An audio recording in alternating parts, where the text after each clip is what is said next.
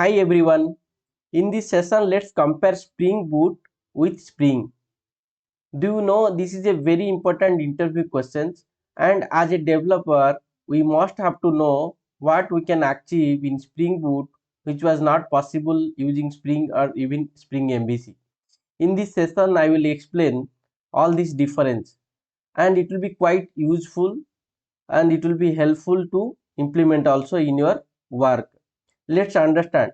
If you'll see, there is no difference, I will say. Spring Boot is a framework. It is having own capability to do the things, and Spring MVC, that is also a framework. Actually, the Spring Boot built upon Spring framework. So if you'll see, there is a Spring framework. So on top of Spring framework, the Spring Boot build. That means whatever we are doing, whatever we are doing this using the Spring, same things we can do by using the Spring Boot. Other than that, Spring Boot provided lot of other features, so we can do other things as well. Okay, let's see what is the difference. Okay, there is so many differences. I just noted down some of the important differences. Okay, let's discuss. So here I will compare Spring with Spring Boot. Okay, so if we'll go for the Spring, right, generally Spring is used to develop enterprise applications, but Spring Boot widely used to develop enterprise applications with REST API. Generally we used Spring Boot there. Okay, and in case of dependencies and all in the pom.xml, you remember, if you develop a Spring MVC applications, you need to add lot of dependency manually in the pom.xml. But in Spring Boot, there supported some starters. Okay, you can add some dependency starter. Okay, in the initializer, if you choose some options like web or JPA, whatever, if you choose, it will be not required to add manually. Okay, so dependencies not required to manually, you will define one by one. And Spring Boot is auto configuration. That means if you are not using Spring Boot, you need to manually configure everything. Okay, even dispatch servlets and view resolver, whatever you are using in Spring, you need to configure it. But in Spring Boot, that is auto configuration, so you need to add some of the dependencies by using that starter forms, so it will be helpful. Okay, and any web application you take by using the Spring other than the Spring Boot, you need to add a server. Either it is Tomcat or WebLogic or WebSphere, whatever may be the server you are using, that you need to deploy your application so that it will run on a server. You need to configure that server in your application, in your ID. You need to add that server manually. But in case of Spring Boot, it is supported some embedded server like Tomcat, JT. So these are the server, it is embedded. We can change it as per our requirement, but embedded server, they have already by default they are providing. We can do so. Okay, and Spring Boot, it supported a in-memory database. Okay, but before Spring Boot, if you develop a Spring applications, so there is no in-memory database supported. What is this in-memory database? The database which will not store anything physically. That means your applications will run, means your data record will be there in that DB like H2. Once your application will be stopped, all the record will be deleted. So that is called in-memory database. So due to this in-memory database, the Spring Boot is very faster because physically it is not storing any record. Okay, so it is very faster, and if you wanted to test some of the features by using Spring Boot, it will be very easy. And learning Spring Boot is very easy because of less code, no boilerplate code, and debugging also very easy, no configuration, no complicated. So before Spring Boot, if a Spring MVC application and you wanted to integrate with some other framework like Struts, so Hibernate and all, it will be really tough because of this dependency and jar file, all this compatibility and all.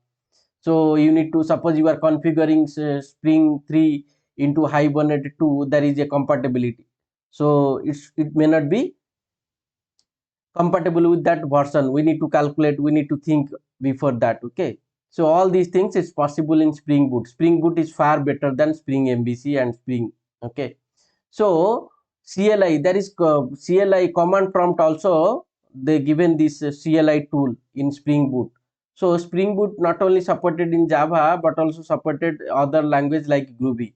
So if you are using Groovy with Spring Boot, you can make use of this command line tool, but no command line tool supported in Spring. Okay, and also some of the plugins supported by Spring Boot like Maven, Gradle, and suppose you wanted to write some JUnit. Okay, so there is some plugin already available in the Spring Boot.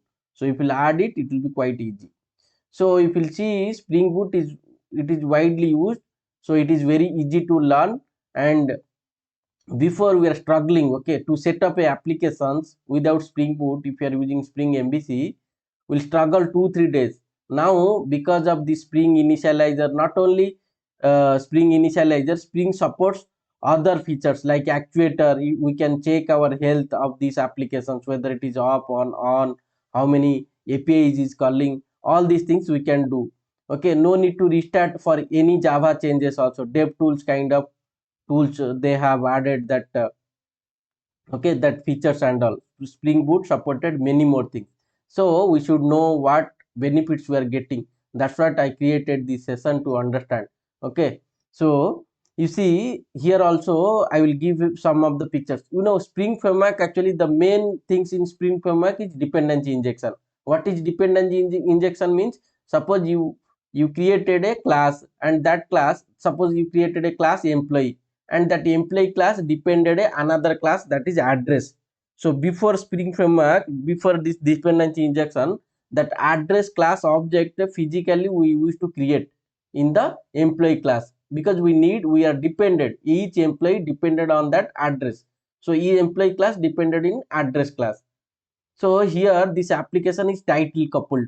So to avoid that, we introduce, means Spring framework introduce this dependency injection. This is the main concept in Spring framework. Okay, there also we use some of the very important annotations like @component, @autoadd, component scan, all these things we used. Okay, not only dependency injection, so many things is there also in Spring modules. Okay, so like MVC is a module, main module, actually we can say model view controller. Okay, so that is very helpful to develop web applications. Using REST also we can create anything, you can create to enterprise applications, but widely we are using REST application, means Spring Boot nowadays. Okay, so in Spring MVC also @controller, @REST controller, request mapping, all these things we use. So we are able to develop enterprise applications, but due to these configurations and less features and all, we are struggling. But in Spring Boot we got many more features like starter projects, auto configuration, and if you wanted to avail non-functional requirements, like in your applications you wanted to apply logging, security, or your health check, all these things, it is provided ready-made by Spring Boot. So Spring Boot is very easy, we need to learn. If you wanted to know what are the features of Spring Boot and to develop a fast program in Spring Boot, so all these things I explained in separate sessions. You can go through my separate sessions also, you will get it. So if you really understood some of the things from this session, please like my video, and if you are new to the channel, please subscribe my channel. If any doubt, please comment so that I will respond. It will be really motivate if you will comment or like my videos. Thank you so much for watching this video. Let meet in the new videos. Okay, thank you.